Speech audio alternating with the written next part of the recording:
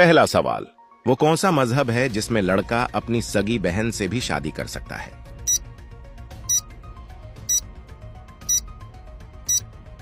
सही जवाब है पारसी। अगला सवाल, फिरौन की लाश पर हर साल कौन से जानवर को छोड़ा जाता है?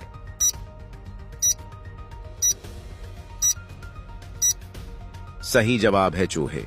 अगला सवाल, वो कौन से नबी है जिनकी कौम को अल्लाह ताला ने बंदर बना दिया था?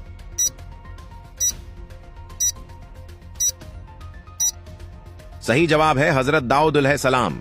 अगला सवाल, बॉलीवुड फिल्मों का वो कौन सा एक्टर है जिसकी हिंदू पूजा भी करते हैं?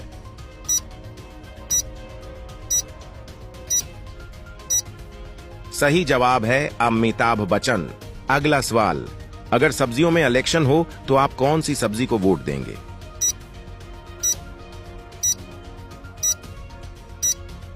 इसका जवाब आप